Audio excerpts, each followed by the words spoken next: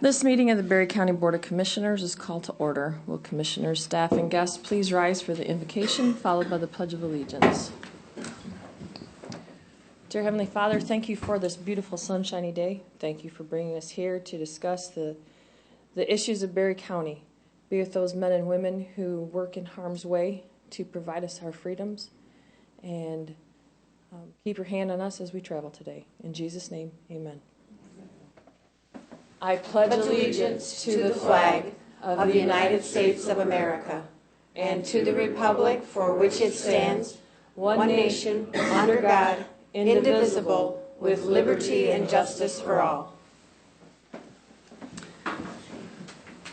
For the purposes of attendance, the clerk will call the roll. Connor. Here. Geiger. Here. Gibson. Here. Jackson. Here. Parker. Here. Stumper. Here. Wayne. Here.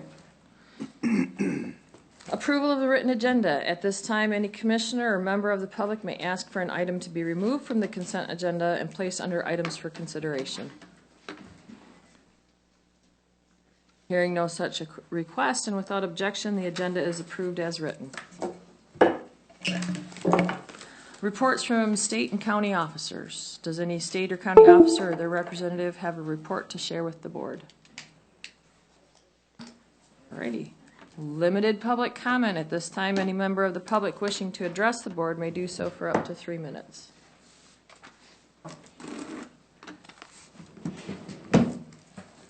Good morning. I'm Frank Fiala from the Road Commission and the Solid Waste Oversight Committee. Just like to report that we had a very, very successful household hazardous waste pickup at the fairgrounds at the Expo Center on May 4th.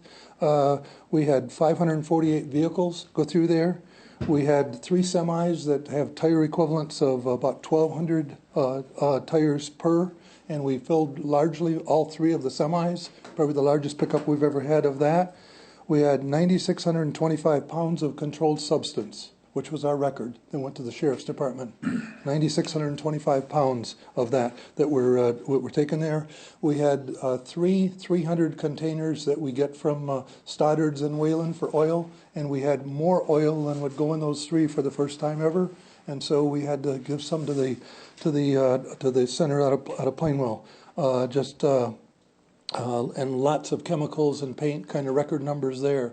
So with the tire grant we had, we were really satisfied with that.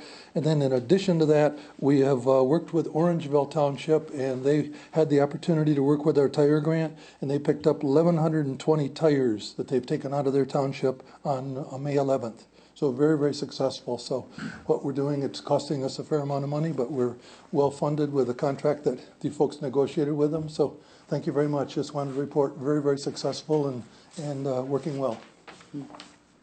Thank you, sir. Any other public comment today? Seeing none. Various correspondence. Does any commissioner have any correspondence to share with the board? I have 2 things. Want me to go home? I received an email from a constituent of mine in my district. She writes, Ms. Connor, I want to thank you for your valiant efforts to maintain integrity in the filling of the Berry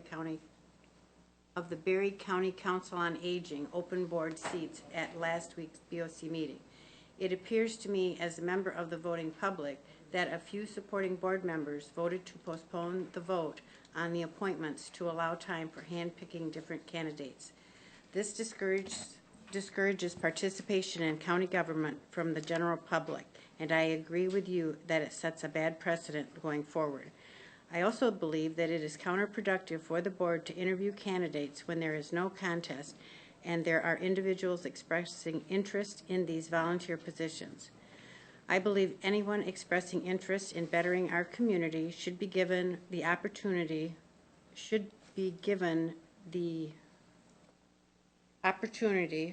when those opportunities present themselves. I believe that there are some board members who would prefer to keep the participants in our county government to a closed club of a few, and I am glad to see you push back against the status quo and stand up for what is right for the county.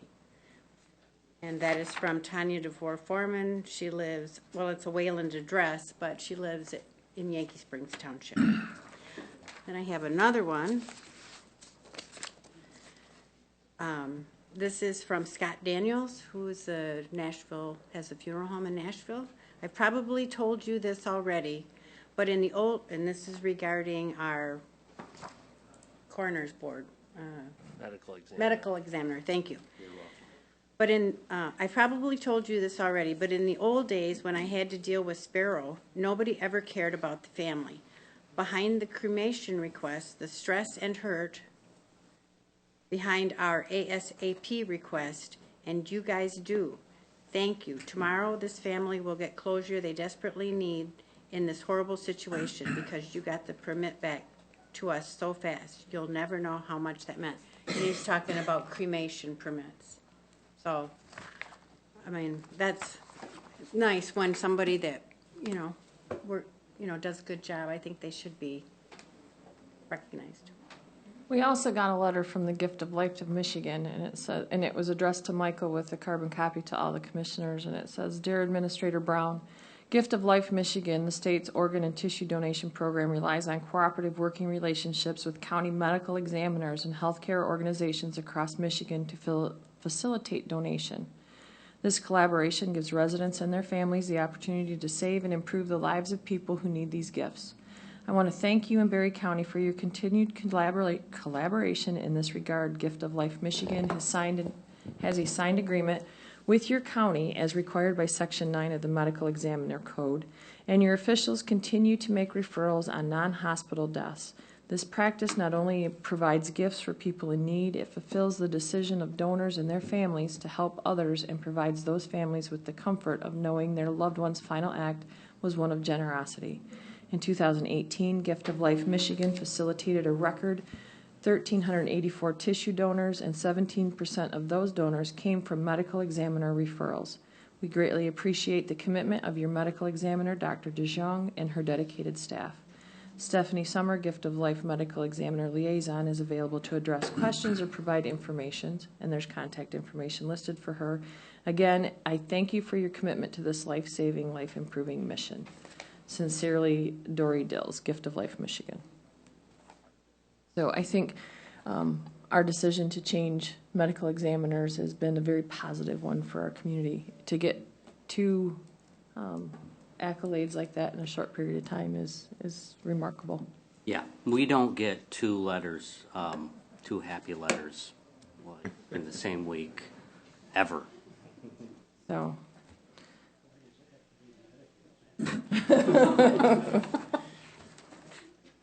Any other very correspondence? All righty, on to consent items. Consent items. Item A, approval of April 23rd, 2019 Board of Commissioners meeting minutes. Item B, approval of the May 7th, 2019 Committee of the Whole meeting minutes. Item C, approval of the fiscal year 2020 OCC grant application. Item D, approval to purchase an integrated public safety software platform commissary with current technology advances to law enforcement records management system, RMS, and jail management system, JMS, from Central Square Technologies for $206,229 with funds to be paid from the data processing fund.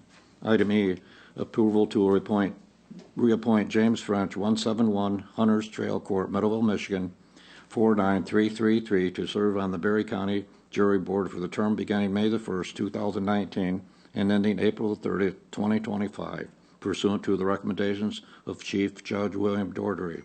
Item F, approval of the 2020 budget calendar. Moved by Gibson, support by Smelker, to approve the items listed under the consent agenda. Discussion is not allowed, and a roll call vote is required. The clerk will call the roll. Connor. Yes. Geiger. Yes. Gibson. Yes. Jackson. Yes. Parker. Yes. Smelker. Yes. Wing. Yes, the consent agenda is approved. presentations, we have Brad Lamberg with the Road Commission report. Good morning. Morning. Thank you so much for allowing us to come and talk a few minutes briefly about the Road Commission and 2018 in particular. As I mentioned a couple weeks ago at the Committee of the Whole, and with reference to bonding for the road commissioners, our audit's complete. We had a clean audit, and we usually wait for that completion every year to come before you with our actual annual report. So we are here today. I'll start off mentioning on page 4 is a pie chart of our revenues at just under 12.4 million for 2018. The very next page is a corresponding chart for expenditures of just over 15 million that year. We had some price extensions on some materials and decided to take advantage of that.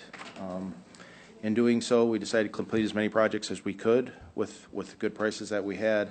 So we uncommitted some restricted funds. The board actually did that, I should say, and used them while the prices were right. That's turned out to be a marvelous decision if you take a look at prices for this year and what's predicted for future years. So back in 16, if you recall, we borrowed 4.5 million, which we're still paying back to get those right prices. With those prices basically still going at that time, we took advantage of that and basically depleted our resources pretty heavily. So getting some of those things built back up a little bit is our goal for this year, but also making that payment and then continuing to do much more work than would be our norm before this last funding increase. Moving on, pages 8, 9, 10, 11 or so show the work that actually was completed. There must be 100 and some lines there I won't mention, but it does show it split up by township, gravel, and the type of road work that we did. If there are ever any questions on any of that, please let us know. Most of that is done with help from the township, although lately with the $4.5 million we borrowed and also unrestricting some of those committed funds, the Road Commission was able to do a lot of projects without assistance from the township for the last few years. It's just been a long time since we've been able to do that. So that's a good thing, and we see that continuing at least for some time in the future right now, too. I have a question, Brad. Yes, Dan. Woodland is so much more. Is that because more gravel roads, or? Nope, that is because Woodland approved more gravel. Okay. So when we do stuff without assistance from the township, we try to do the same amount of work in each township, whether it be so many miles of chip seal or so many yards of gravel. For instance, this summer we're doing 2,500 yards of gravel in each township without any assistance from the townships. Anything beyond that is 50-50 roughly with the Road Commission and the township. Same price, $7 a yard to all 16 townships, and we'll put as much down as they approve. So Woodland has upped their gravel roads for about 2 or 3 years now, and they have 1 or 2 more years, and they're trying to get everything covered. And I would think you would see that come back down to normal. Okay. Probably still above the other numbers you see in there. But also, this year wasn't a gravel year, this 2018. So we put gravel down every other year for the most part and then do chip sealing every other year. So this 36,000 yards in total you see, very little in most townships because they didn't approve any, most of the townships didn't approve any gravel. They'll do that this year. So this will be the big gravel year. This year we anticipate doing about 100,000 yards of gravel to give you an idea. So it'll be much closer. But Woodland has been doing an every year thing going to do it for about 4 years in a row to get caught back up and get all their gravels. So that's a little bit of an anomaly right now. So, good one, though, in our assessment. So, yes. Questions have come up about federal funds, and I thought I would take the opportunity to address that while I was here. On page 15, we have exchanged federal funds with the Jackson County Road Commission. So we have, instead of using those federal funds on a project in Berry County, we received state funds from Jackson County. And they combined a bunch of federal funds from counties and got some more economy as a scale. That's how they justify it. And then we are able to do the projects in much more economical fashion than going through all the red tape that's required from Washington and Lansing. So when we get state funds for such an exchange, we got 90 cents on the dollar for that. The typical exchange rate has been 80 cents on the dollar, but we're able to get actually as much or more work done at that reduced rate without having to follow through with all the requirements of using federal funds, if that makes any sense. So Berry County loses nothing. If anything, we gain, and we actually gain. So just wanted to make that clear to everybody that we're not losing on the deal, or we wouldn't do it, obviously. So. Is that what you used on Adams Road then? for No. that? No? Nope, I could get you the list of projects. No, Adam Road was one of the road commission funded projects. Oh, okay, all right. Yep. Not that this money wouldn't be road commission funded project, but this, not from the exchange funds. So we had, when we use federal funds, we have to get what's called on a state transportation improvement program. When we then exchange those federal funds, we still have to do the exact same project with the new funds coming in. If that makes any sense. So we can't just change them out and then ignore the road we had promised to do. So all the work still gets done, and in our case, for less money. I will move on to road funding, which is on pages 19 and 20. As I've mentioned, we've received some extra road funding with the package of bills that was passed in the fall of 2015. Started getting that at the beginning of 2017. It is now getting close to being in full swing. Actually, it'll be 2021 before we get the full 1.2 million that was pledged in the fall of 2015. But we're well on our way. We've made some great improvements.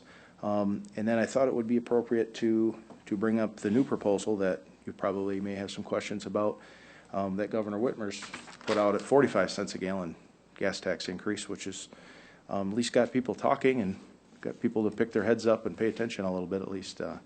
So I've got a hand or two for that part of it. What I would point out, though, the 45 cents a gallon, her proposal, most of it, 73%, would go to MDOT compared to the current formula. So if her plan went through as proposed, that would result in an additional $1.95 million for the Berry County Road Commission. So it would be additional funding for the Road Commission, no doubt. If that same amount of funding went through the current formula, it would be $5.3 million additional dollars to the Berry County Road Commission. So just thought I'd put that out there. So we're not trying to poo-poo any road funding increases at all at this time, but and argue about the formula. We definitely need more road funding in Michigan and for other infrastructure too, for that matter. So we're not trying to be negative on the situation. We are looking for some funding first, and how it's split up in that discussion second. Be basically our way But to with go. the current formula, you're looking at 5 million instead of 1.5. Well, yeah, 5.3 versus 1.95. So basically 5 versus 2 in very rough numbers. So that proportion would be the same no matter what the tax rate would be? Let's say they don't get 45 cents, 40, yeah, and they get 30 instead. Would that proportion still be there, that 5 to 1? If they use If it that goes, formula? if the funding is split through the governor's proposed split, the ratio would be the same. If it was Okay. if it was 22.5 cents, we'd be getting just under 1 million under her plan, and if that had went through the formula, we'd be getting 2.6 million. Okay. Yeah. So, and then who knows, whatever, if that discussion gets going, there's going to be a million proposals of how to split the money up. I mean, but that's just the two I'm outlining today, the proposed one by Governor Whitmer and the current formula that's been in place for some time. So, Can I ask a question? Yes. That new formula, is that just for this particular bill? Will it change the other way you get the current money funding? is still intended to go through everything it does today. Okay. This that is same just for formula. this is just for the new 45 cents. Okay. All the numbers I presented today too were just with regard to the 45 cents, the new 45 cents. All right. Page 23, 24, just some stats that we put in here every year about the Berry County Road Commission. And I just take the opportunity to highlight the employees at the bottom of the Road Commission and the great job that I think that they do for us all, especially in the winter and of course year round and summer, and the work that they do. I think it shows up most in the winter. If I One thing, we do have a Berry County Road Commission Facebook page. If anybody, I know a lot of people in the room here have looked at it and use it. Much appreciated. Our employees look at it and appreciate it too very well. So if you have the opportunity to go there and thank them for a job well done, I know they do appreciate that, and something that is beneficial when, especially when it can get to be a long winter like this year. I think we all know that. Well, if you can imagine those guys. I think we had like 8 ice storms that they worked in the middle of the night, and we normally start at 4 with snow, so it was a long winter. I think there's some young people at the Berry County Road Commission ready to go to Florida if they could for retirement right now, by the way. But we'll be ready again next fall for sure, and we're glad that we finally got a season change. So anyways, any encouraging words would be much appreciated and helpful. The last part of the report is our actual Act 51 report that we're required to submit to every year to the state, and it's a computer generated report based on all the stuff that's put in, and we've included this every year. There's got to be 1,000 different numbers in there, but if anyone ever has any questions, we'd be happy to try to address those and explain any of them to you. I won't even begin to touch on that today. So thank you all for your help and encouragement over the year and years, and I'd like to end with answering any more questions you may have. Commissioner Jackson. One question that came up from a couple different constituents was salt use. That they're apparently developing some products that are non-salt based, that are more road friendly, more environmentally friendly.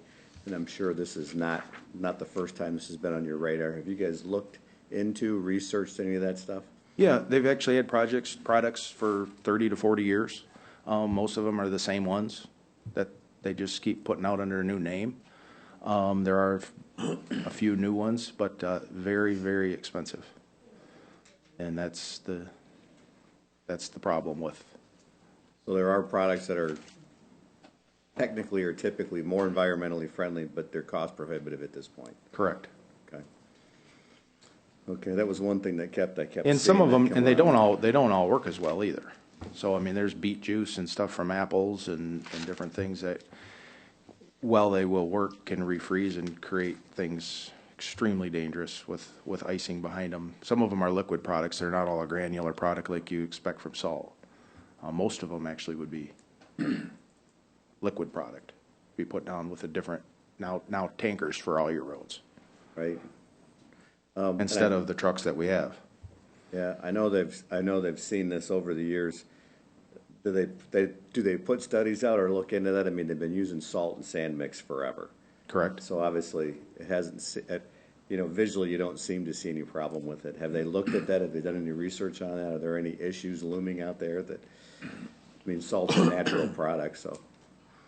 Issues as far as, do I see any change coming? Contamination, anything long-term environmentally with The it? worst thing that I've heard of in recent history is the mist and spray off of 31 over in Ottawa County killed a lot of blueberry plants.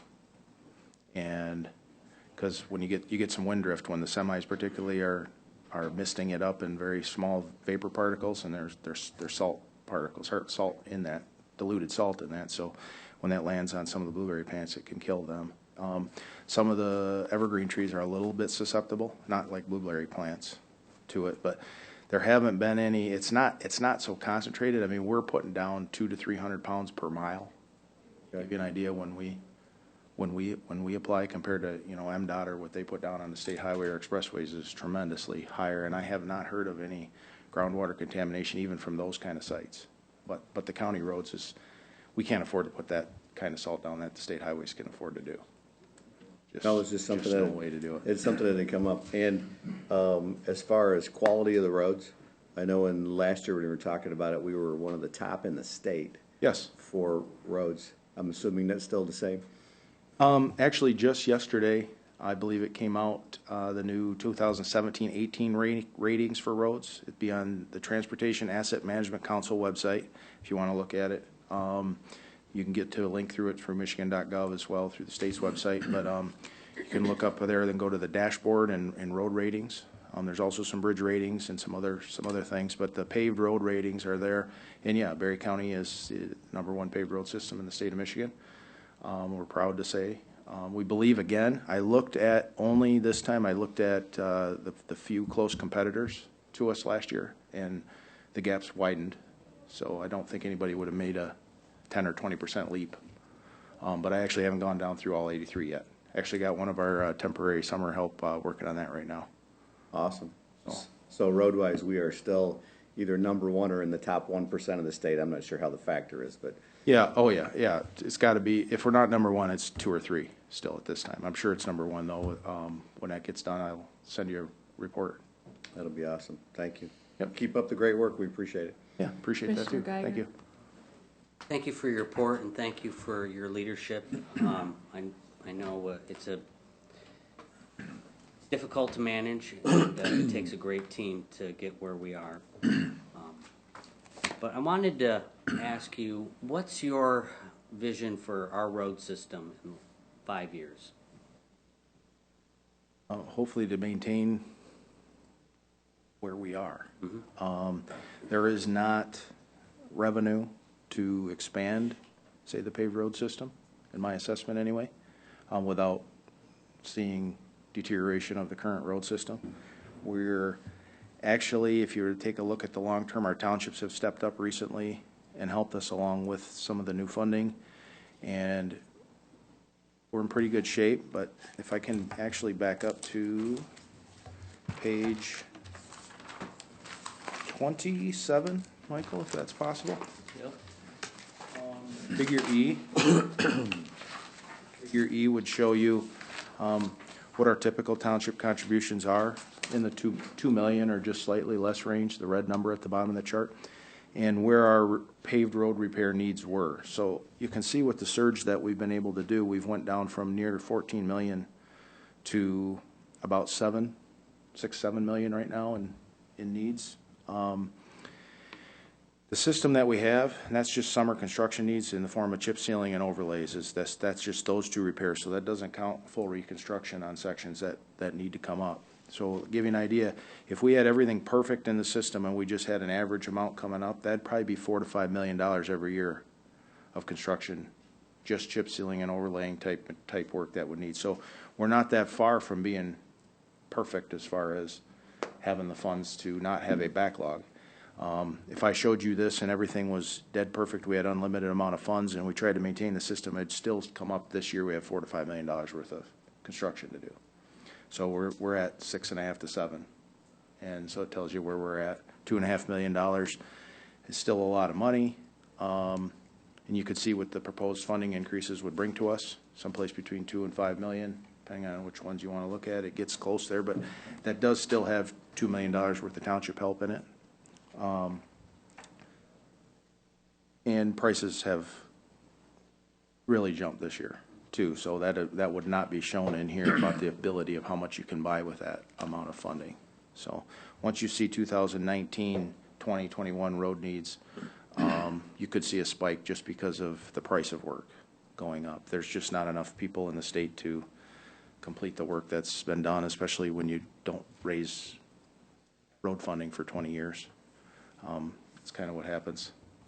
I have one more question. Kent County recently experimented with filling potholes with a mixture that included graphene, which is kind of a new creation. It's an extremely durable additive that you can have an elephant stand on a pencil and it won't break through this little film.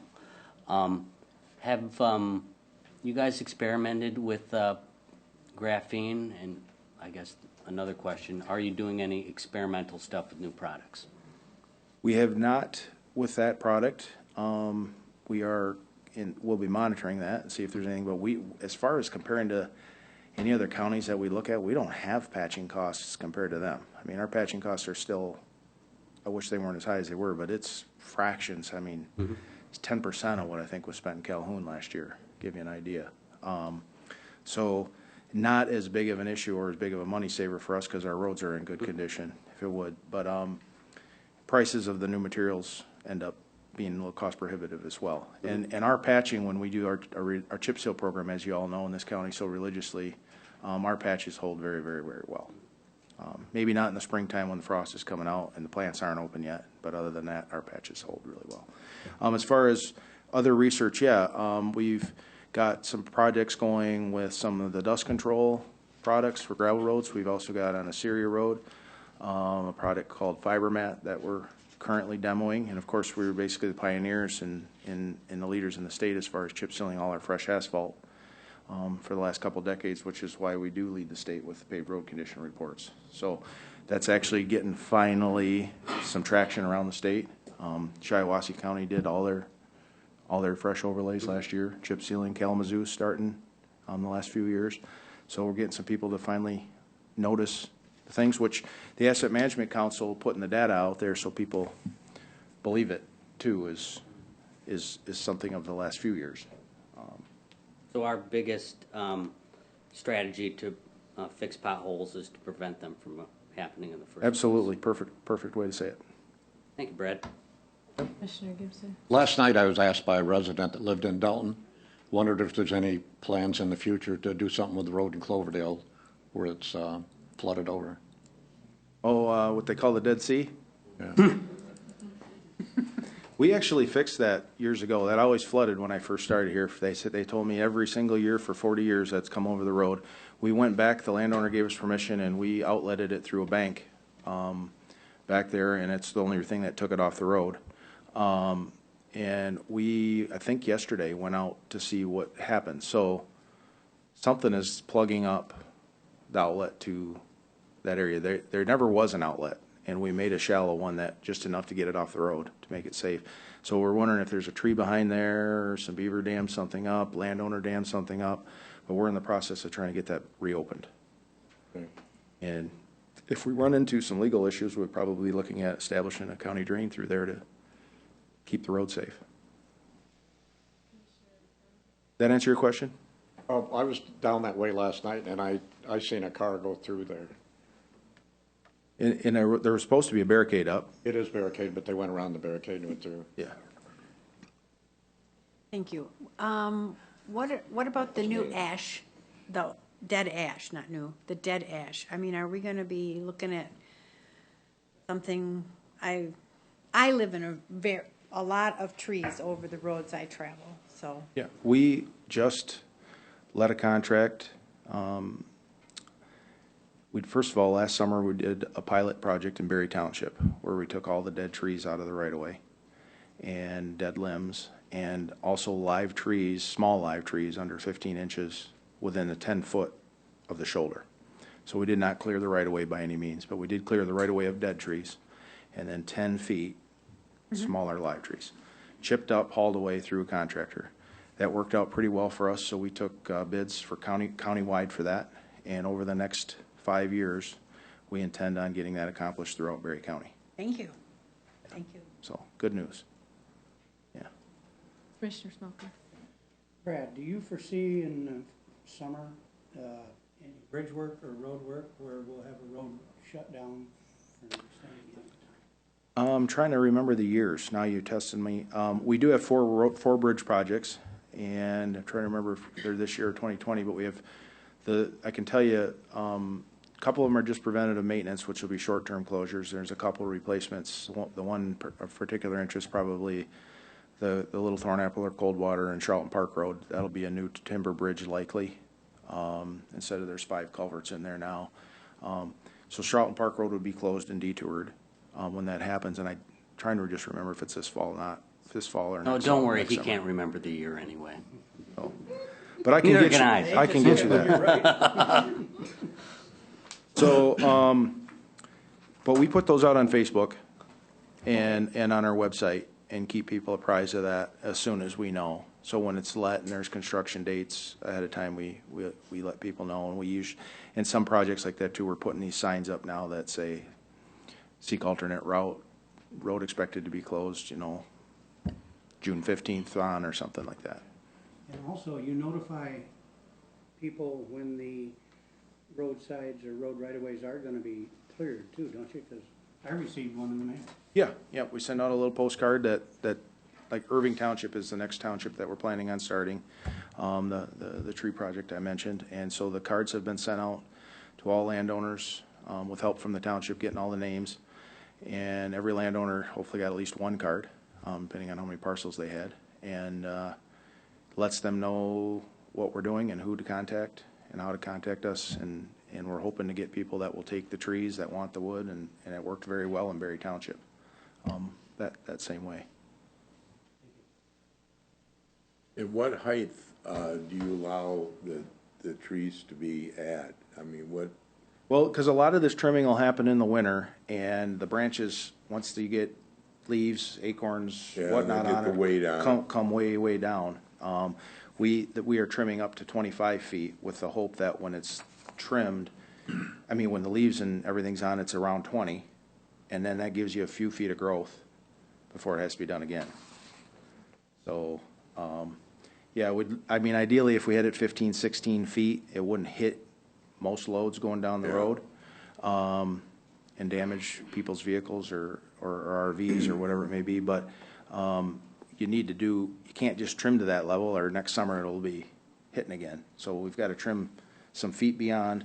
And then our spec, actually, if you read it, 25 feet, which some people may think sounds a little excessive, but when you know that it's going to settle down once it's fully leafed out and stuff, that it's not.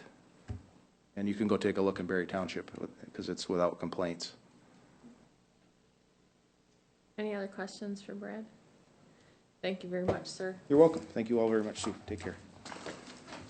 I can't remember. Do we need to take a break before we continue? Alrighty. Public hearings, we have none. Items for consideration. Commissioner Jackson. I move for approval of the following. Approval of transfers and disbursements. Item A, approval for prepaid invoices in the amount of $5,104,806.93. Approval of claims in the amount of $112,794.66. Approval of commissioner reimbursements in the amount of $659.63. Second? Moved by Jackson, support by Smelker to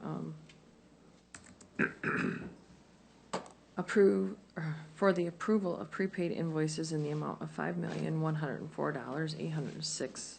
Wait, let's try that again. $5,104,806.93. Approval of claims in the amount of $112,794.66. Approval of commissioner reimbursements mileage in the amount of $659.63. The clerk will call the roll. Geiger, Yes. Gibson, Yes. Jackson, Yes. Parker, Yes. Smoker, Yes. Connor, Yes. Wayne. Yes. The item is approved. I move for approval of item D to spend $48,222 to replace the broken chiller at the Berry County Sheriff's Department with funds to be paid from the Building Rehabilitation Fund.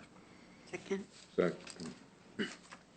Moved by Jackson, support by Connor, for approval to spend up to $48,222 to replace the broken chiller at the Berry County Sheriff's Department with funds to be paid from the Building Rehabilitation Fund.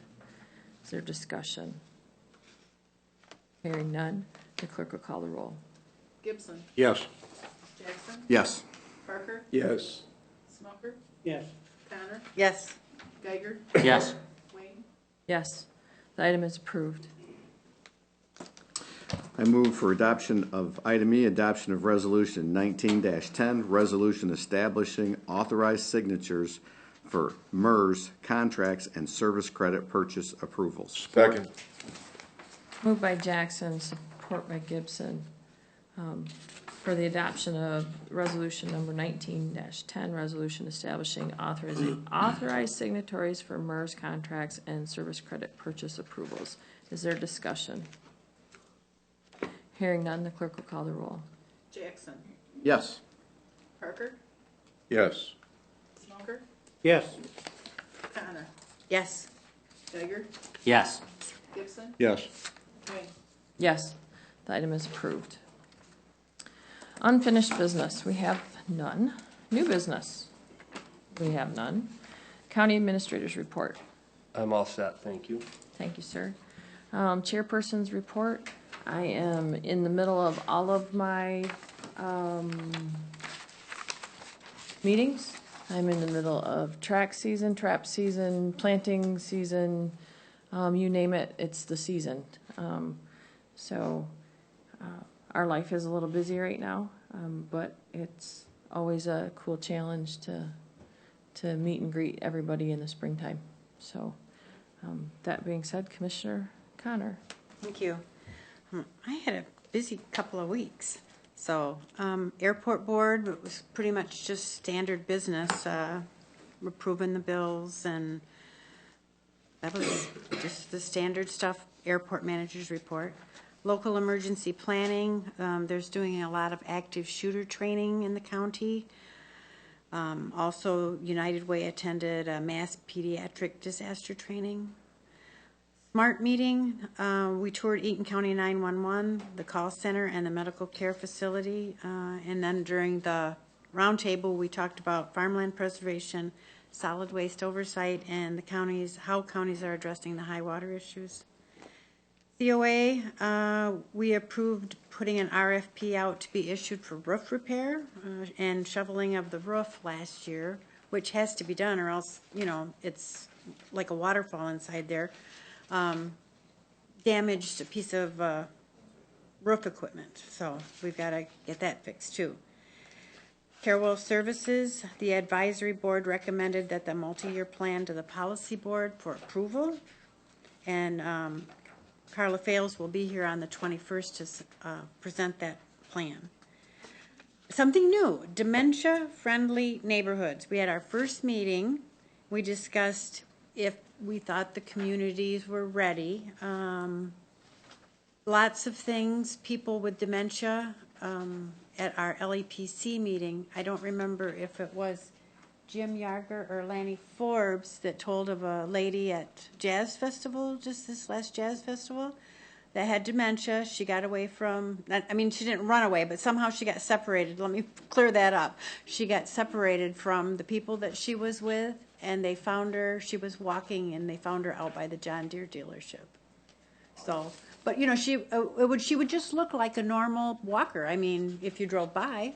So, but there's some training we would like to give, you know, to help people be, especially in the communities, more aware of, what do I want to say? Just be Yeah. more vigilant. Well, more vigilant, but recognizing some of the symptoms or how some people would act with dementia if you saw them on the street or in a store. So their behavior, and because there are signs that you can spot it. So that's kind of good. We'll be meeting again next month. Berry County Conservation District, they netted $6,100 and change from their tree sale. And they've talked to Representative Julie Calley about funding. It is a mandated, conservation districts are mandated from the state, but the state pulled their funding a few years ago. So, what can I say?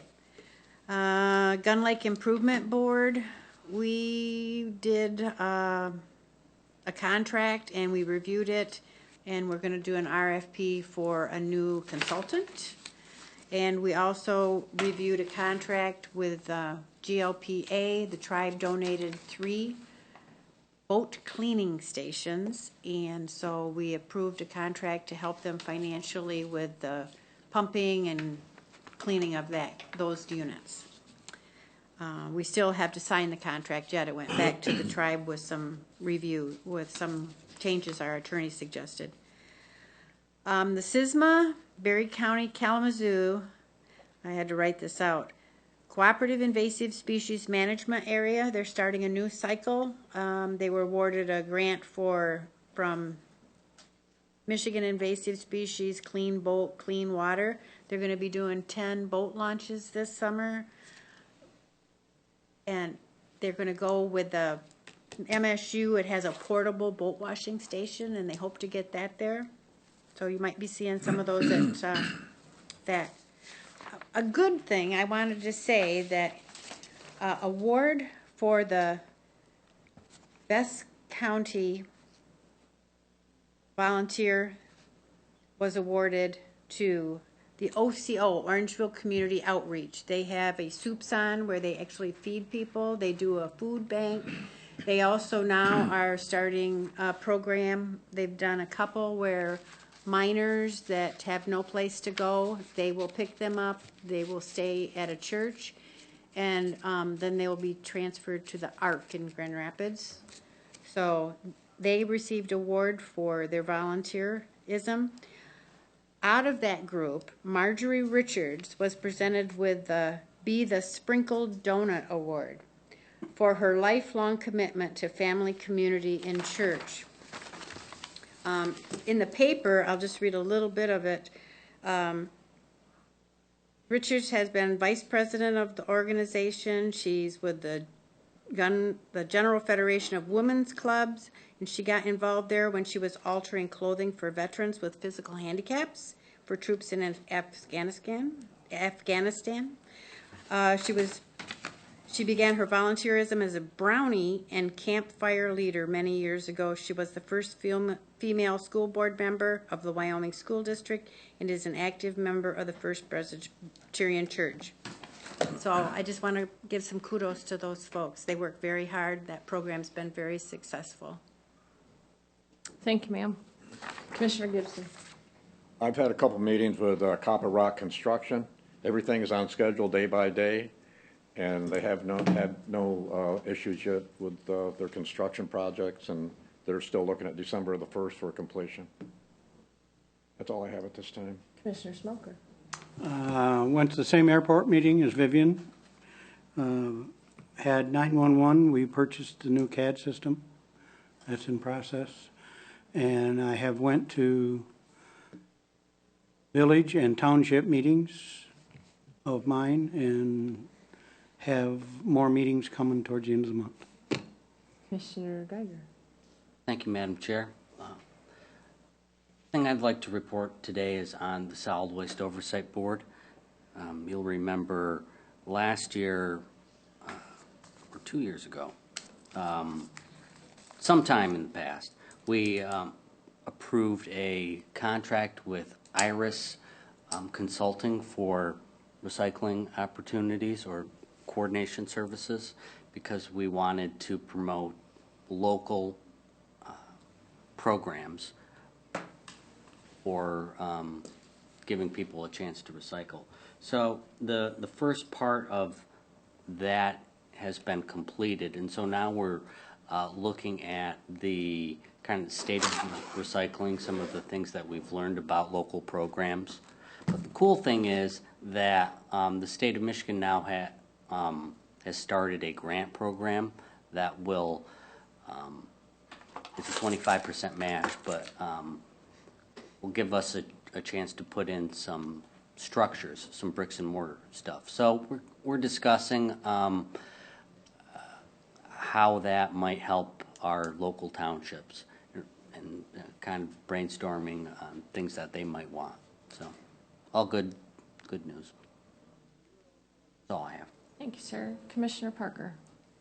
Yeah, I've been kind of unplugged for about 12 days, so starting to get plugged back in. Tonight, there's a meeting with joint planning with Thornapple Township and the Village of Middleville that I expect to attend, followed by a Middleville council meeting. And then also there's concern in the school district and in the village from the standpoint of Amazon moving in Caledonia Township and Gaines Township, I think it is. And they're expecting to have 1,000 employees there, so they're trying to get ready for as much as they can with that from a school system standpoint and also from housing available for people. So that's something that's on the docket for them to be looking at. In fact, the school is talking about a possible millage for additional schooling, but see what happens there. Parks and Rec, I know that, I believe they are going over the grants that have been turned in for the grant from the Parks and Rec Department. And so there'll probably be an announcement on that not too long from now. I haven't heard anything on broadband lately, but like I said, I've been unplugged for a while, so we'll catch up on those things and get plugged back in. Well, that's why we need better broadband. You won't need a cord. That's right. That's true. Maybe I could get a wireless deal going. I don't know, but when I was on my travels at the end of the month, Buckeye broadband is everywhere. There's billboards and everything. So if they got broadband in the Buckeye, we need it here. We cannot be outdone by Ohio. That's true. That's true. With that, Commissioner Jackson. I've attended all the township meetings, ending with Berry Township tonight for Hope, Rutland, and Berry will be tonight. Economic Development Alliance was last Wednesday. We got to meet Corey, who is our new MEDC rep.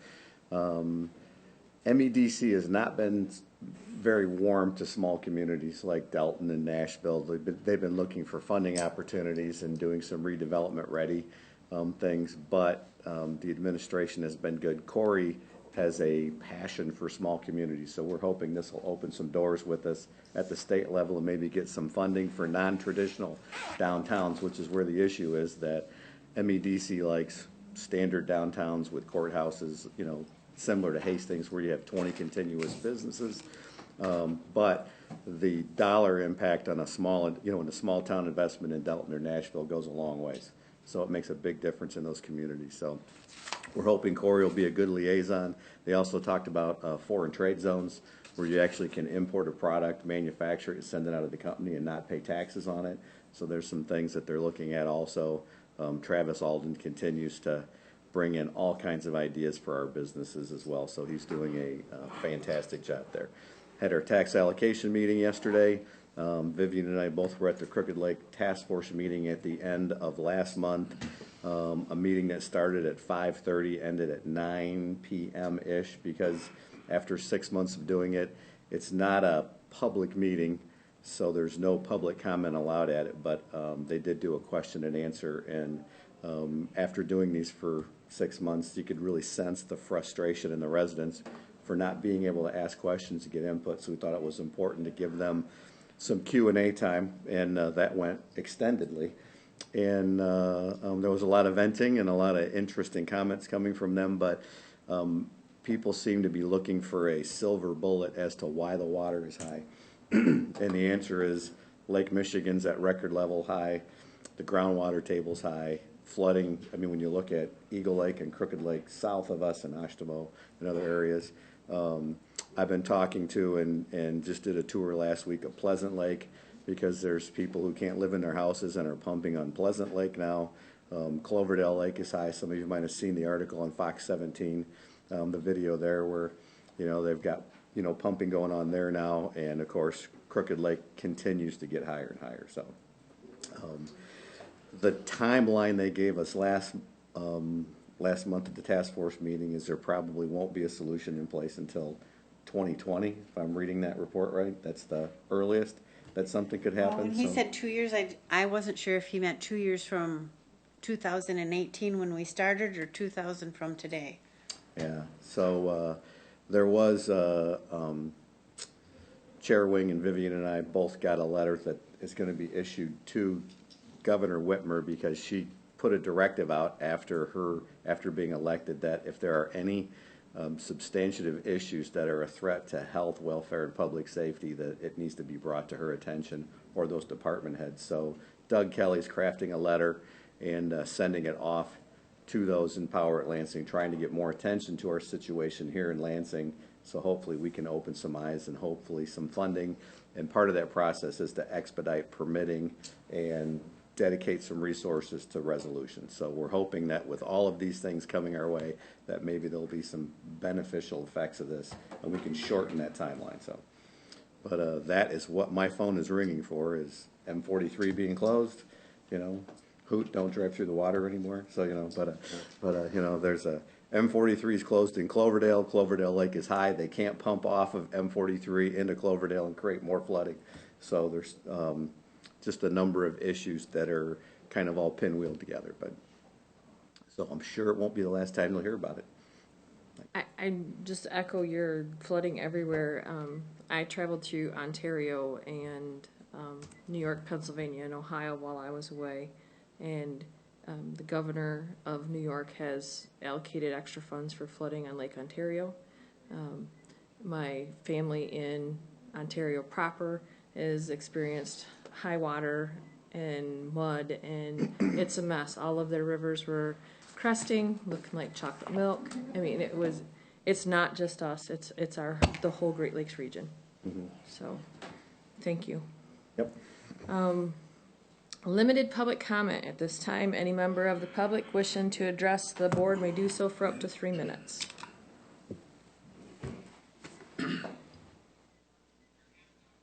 Sharon Zabrowski, Carlton Township.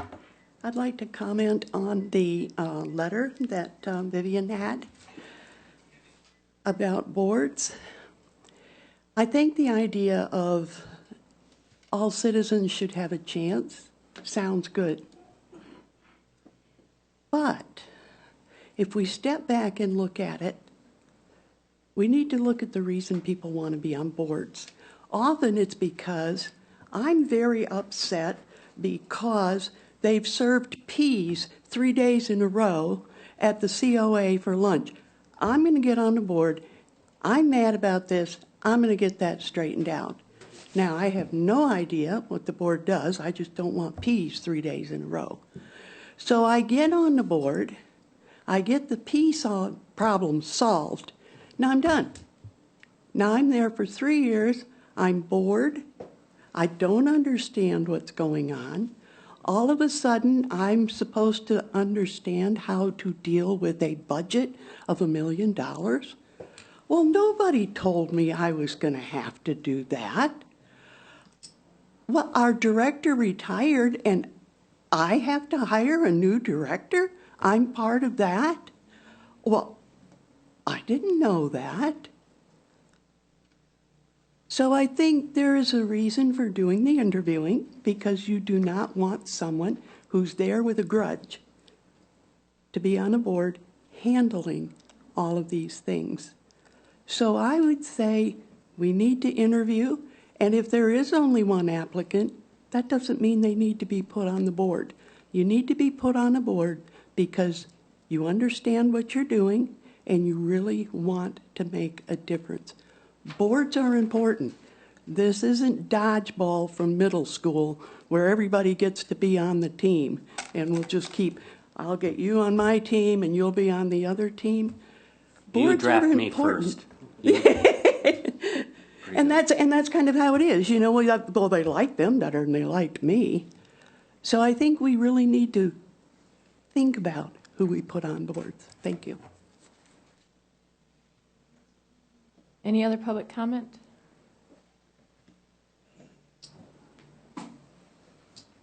Morning. Dan Patton, Charlton Park.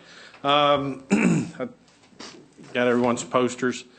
A couple of quick things. We're having Charlton Park Day next Saturday, the 25th of May. Once again, it's our opportunity to have people out to the park, kind of the kickoff for the summer season. We'll be doing free hot dogs, free. What's that commercial? Free. Hot dogs. We got obviously activities and things going on there around the park. The Gas and Steam Club will have the sawmill running, and then we'll have games and stuff for kids to do throughout the village. It'll be 11 a.m. to 3 p.m.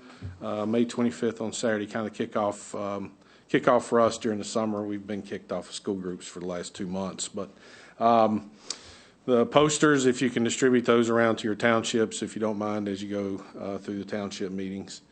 I will be back. Obviously, we're doing our pancake breakfast again in July, and I know a number of you have helped out with that in the past, so I'll be back at some point in time with that schedule.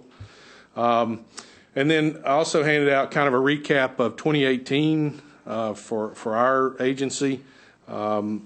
What's not included on there, obviously, was a big project for us last year, was the re-roofing of a number of our buildings. So if you've not had the opportunity to come out and see that project to its completion, please do on May 25th between 11 and 3 p.m. We're done with that project overall. There's still some eaves trough that needs to be put up, but scheduling wise, just didn't happen at the end of last year. And as Commissioner Wing mentioned earlier, we're in lots of different seasons. One of them happens to be the rainy season. And he's just not been able to get to that project yet this year. So there is still a little bit of finished work to do there. But overall, that turned out to be a great program, great project, and certainly is serving our buildings well, particularly with the rain we've had lately. So as far as the kind of recap from last year, I'm not going to go through those numbers. If you have any questions on any of that information, please reach out to us. You can see the number of visitors. Again, we were up around just a little over the 30,000 mark. And then in terms of collections, once again, we are still taking items in. We reviewed a list of things last night. Out of 12 that were proposed, we took 3. So we are trying to be somewhat selective in that area as well. But we continue to hope to be a part of the economic community here in Berry County, and certainly appreciate the partnerships we're able to develop, not just with the local units. We have a great relationship with the Road Commission, and I certainly appreciate that, but then the business district as well, who allows for things like Charlton Park Day to be free for everybody. So we're appreciative of that too. So questions? Thank you, Dan. Yeah, thank you.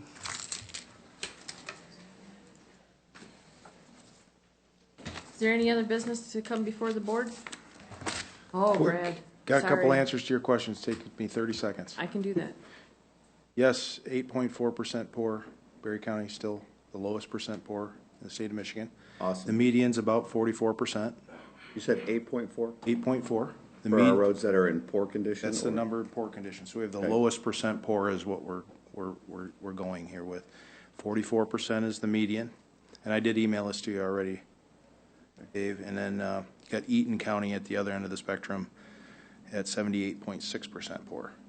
Of course, they just got a countywide road millage, which we're getting surrounded by the way, in short order, and on top of the funding. So you can kind of see there's a lot of counties actually, well, 4 in the 70% of these are the major federal aid roads that are in poor condition. So you can see why there's some drastic needs out there, and what the governor's got that big proposal for. And then bridges, the 2 replacements are next year. That is North Avenue on Wabascan Creek, and the one I mentioned on Charlton Park Road over the Thorn Apple is actually 2020. There's 4 preventative maintenance projects this summer, which will have temporary shutdowns and closures, but the 2 major ones are next year. Thank you. That's all I had. Thank you. Thanks. Thank you, Brad. All right, any other limited public comment? Let's give everybody else a chance. Seeing none, is there any other business to come before the board? I would like to add that Thursday is Ag Awareness Day out at Berry County Expo. We start around 8 and we run till about 2:30. We will have almost every 3rd grader from the county in attendance, learning about agriculture.